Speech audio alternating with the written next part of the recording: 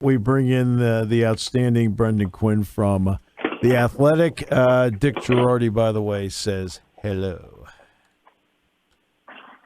Oh, well, I mean, now that would be a really endearing note from Dick if his press notes hadn't cost me money at the track. So. He and I maybe DJ should get back to work and stop with the platitudes. See,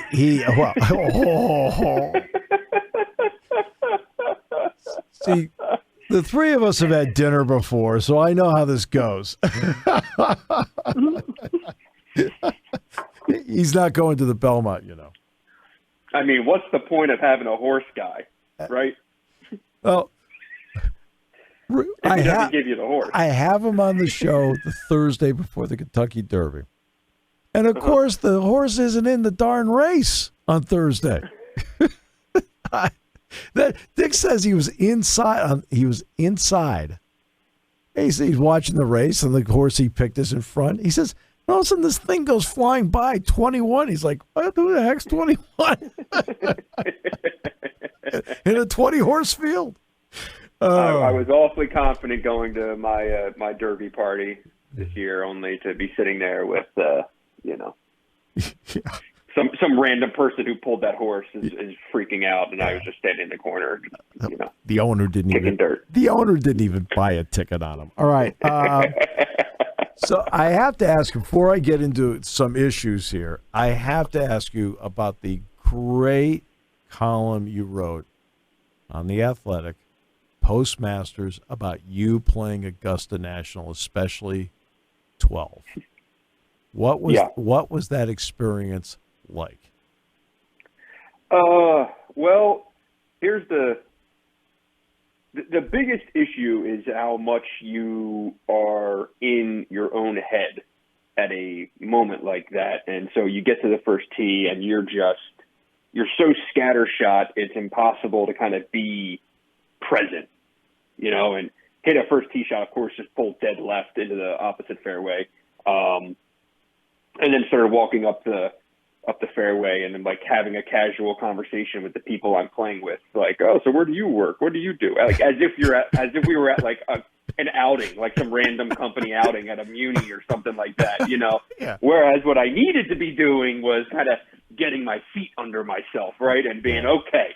Let's slow down, take it every minute at a time, and instead you're just like, I'm at Augusta, I'm playing with these people, I don't know what's going on, and you can't. So basically, long story short, the first 6 holes felt like they went by in like 20 minutes. Right. And I'm not good, but I'm not bad. I'm like a 10. Yeah. And I just started out, and I'm all over the place. Triple, double, bow, triple, double. I'm like a million over after 6 holes. And then finally my caddy just kind of gets me by the collar a little bit and gives my man, like, I can see you swing a club. You can hit the ball. Just slow down. Take a club that you can hit into the fairway. Yeah. And hit it into the fairway. Yep. And I did that, and then, everything was great. Everything was pretty groovy after that. And, yeah, on 12, it was Sunday pin placements for the Monday round. So it's more to the right-hand side from the tee. More on the right hand of the side, and only an idiot goes after it, right? Yeah. But I'm looking at it, and, it's like 157 wind into us pretty good. Yeah. And I say, well, they're not inviting me back, so I'm going for the stick. So pull a 7-iron and go at it. And, of course, just hosel, water, over. And the caddy says, all right, well, the drop zone's up there. And the other caddy says, or you play it right here. So I put another peg in the ground. Oh, it's tin cup time. Hit another one, and I mean, this ball mid-flight, it is on it. Yeah. And there are now 2 groups on the tee box, and everyone in that ball is in mid-flight. That's in. That ball is in for par. Yeah. And it landed. The ball mark was 2 inches in front of the cup, and the ball was 6 inches past the cup. Oh. Just an all-timer. But, one of those things you never forget. Walking around Amen Corner, at that point I was floating around, and it was like you felt like Peter Pan flying around. So it was incredible. What was it like to putt those greens? Because on TV, you can't really get a sense of the undulation. Yeah. The speed you can, but not the undulation. Here's the thing, like, you're cheating when you're using a local caddy, right? Because you got a guy who's telling you to hit it someplace that you wouldn't even be looking at. Right, exactly. So it's kind of target practice more so than like you actually reading the greens. And I told my caddy right on the driving range before the round, I'm like, wherever you point it, I'm hitting it, and I'm not asking questions. Mm-hmm. So, on the greens, I would have 3 and 4 putt every green if it weren't for my man. But and once you kind of do get a feel for it, they're so true that yes, they're hard, but they're just pure. And if you once you kind of get the speed down a little bit, like it's manageable as long as you got someone reading it for you. Right. And that's kind of how it went until I got to 17 and 4 putt. But that's going to happen. I mean, at least there was nobody upstairs saying "Yes, sir" on 17. So, all right, that's right. So, I'll get to the Tiger Woods story in a moment that you wrote today. But I have to ask you about LIV. Mm-hmm. This is going to be maybe a wilder comparison because there's a difference between golf and auto racing. But I've felt to this day that auto racing has never, and I'm talking about IndyCar racing, has never recovered from the split with IRL and kart. Is this have the possibility to hurt the tour because of the split? Well, so I don't know anything about auto racing or the history. My draw a comp. I would like the comp that I use for the PGA Tour is the NCAA. Okay. And it's mainly in the sense that, like, if anyone had ever actually set out to purposefully create a collegiate athletic system, no one would have gone with the model of the NCAA. Right. Exactly. It just kind of is something that was born out of the situation and the desire to make money off of football. And the PGA Tour, when it split off with the PGA of America and was formed as a nonprofit serving the membership of the players who are independent contractors, no one in a million years would have created the PGA Tour in the model that it is. Right. So those two bodies as institutions are very similar in that way. In terms of like what we're seeing with the division of that LIV is going to create and is creating, it's kind of the PGA Tour kind of buried its head a little bit in the same way that the NCAA buried its head of late with NIL and the transfer portal. And instead of realizing it was going to lose, realizing that the road ahead was unavoidable, and going at it in a legislative way instead of a kicking and screaming way, well, that's what created the situation where you had two boulders fall at once. And like all of the problems in college athletics right now, the real root of it is that both NIL and the transfer portal came into existence at the same time. Yep. And that, at the end of the day, falls on the NCAA for allowing that to happen. That's right. And the PGA Tour, in terms of whatever's going to happen from here, once this thing takes off and we see what other players do, both after this season of majors ends with the Open Championship and after the FedEx Cup ends and the playoffs are over and those payouts are handed out, what do all the other guys do after that? Like this thing is just starting. It's not, it is in no way like a point of conclusion. And the PGA Tour, to me, looks an awful lot like the NCAA when the portal and NIL started. And they're just kind of standing there like, oh, oh, we might be screwed right now. Yeah, right. So that's kind of how I look at it. Yeah. Yeah. I mean, Phil Mickelson aside, he's 51, or he's about to be, know, right? But Dustin Johnson leaves. You're like, okay. Look, the money is astronomical for Liv. It's astronomical. Is Jay Monahan, how much leadership is he showing in this, and how much is he being directed to say the things he's saying? Well, obviously Jay is in constant conversation. I know this for a fact. He's in constant conversation with the officials from the USGA and the RNA and Augusta National and the PGA of America. Like, there are, no one's just sitting around twiddling their thumbs. I think everyone knows that there needs to be some action, but between legal and I can't believe you brought up that word. I can't. Not wanting to create. Make no mistake. The real winners here are the lawyers. Absolutely. And not wanting to create a mass exodus, I think it's a treading lightly situation more than anything. If the PGA Tour trying to maintain its nonprofit status while also figuring out ways to just outright pay players is, I think, pretty tricky.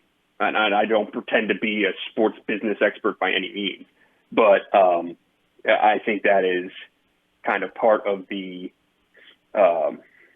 hold up you're seeing in terms of people just waiting for the PGA Tour to do stuff in advance. Now, I would not be surprised, all that being said, if when the first balls are struck in England on Thursday, if the PGA Tour announces the sanctions for those players who did not have a release and are not resigned, because the likes of Kevin Na and Dustin Johnson, Brendan Grace, a couple other guys, they've resigned their tour membership. Right. And I think that was in part to avoid being held to any sanctions that are levied by the tour. Right. Tiger Woods gutted it out at the Masters. I think that's the best I can say about it. And he couldn't. I mean, that's just me watching from afar, and you could see that it was too much to overcome at the PGA. So he's not going to play at the Country Club up in Brookline. I know you're not surprised, but what were your thoughts? Yeah, at Southern Hills, I think it was pretty clear that he was asking too much of himself right then and there, and it was probably a little foolhardy to give it a go there, both on the course. It was tipped out at 7,700 yards. It had really rolling undulation, maybe even more so than Augusta, which is really saying something, because Augusta's terrain is really, really demanding on the body. So Southern Hills is, that's not an easy walk. And, he withdrew after 54 holes and was clearly in pain. That the state of his body and the experience at Southern Hills, combined with the fact that if you're Tiger Woods, and you're looking at playing a schedule of basically just majors for the rest of your playing future, the only one that you're reasonably going to be competitive at, maybe Augusta, just based on course knowledge, but playing wise, it's always going to be the Open Championship. Yeah. It's not as demanding distance wise. It's not as demanding conditions. It's playing the ball on the ground, which, he can still do. I mean, that crash damaged the hell out of his body. Last I heard, it never messed his hands up. He still has the best hands out there in terms of understanding how to play the ball on the ground. So you put him at St. Andrews, he could probably still put up a number. Yeah.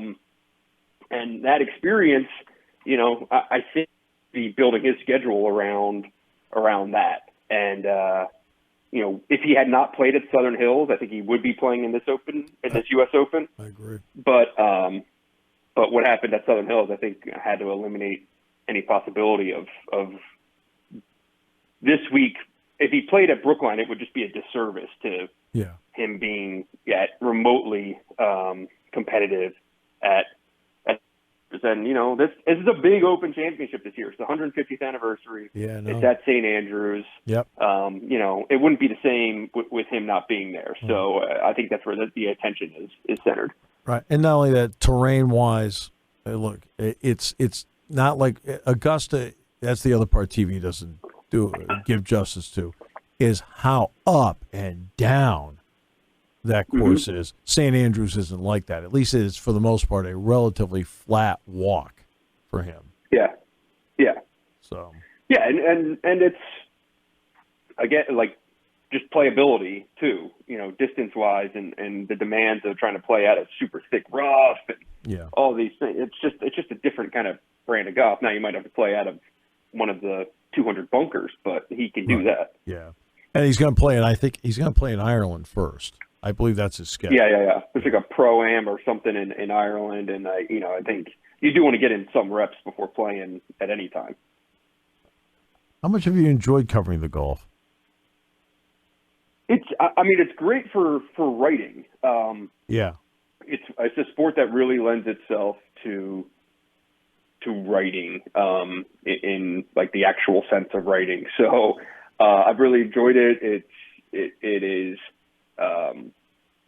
kind of ripe for storytelling, and I work at a place where I can find quirky stories or small stories that I think are important and lean all the way into them and not have to worry about writing about the daily leaderboard and blah blah blah. Right. Yeah. There's just so much neat stuff out there, and I love the game.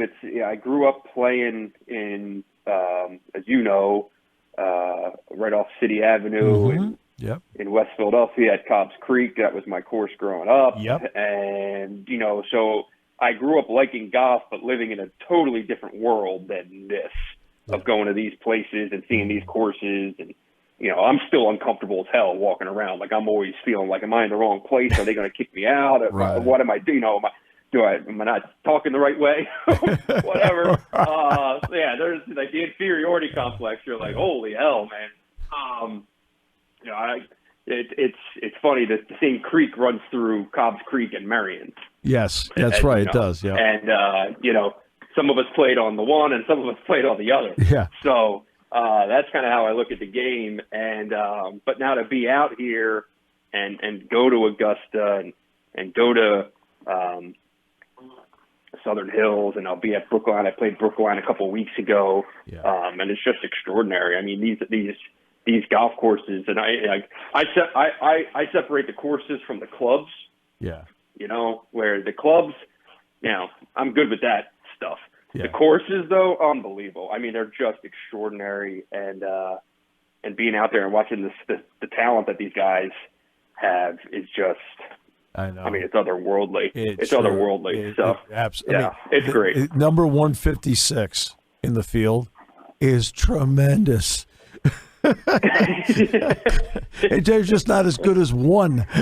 Yep. Unreal. It's true. I mean, you go to a Corn Ferry event and just watch those guys. Yeah. It's crazy. So yeah, I love it. It's great for writing. It's kind of like boxing, I think, in that way that it really. It's a great page for writing. So I love it. Great work as always. We'll get you back here shortly because there's other turf I want to cover along the way, because I know you have strong feelings about what we're seeing with NIL and the portal, but we'll do that at another juncture. How about that? I'm happy to at any time, Steve. You're the best. Hey, Brendan, thanks, buddy. Appreciate it. And I'll send your message to DJ. Please do. Okay. As firmly as possible. I will. Thanks.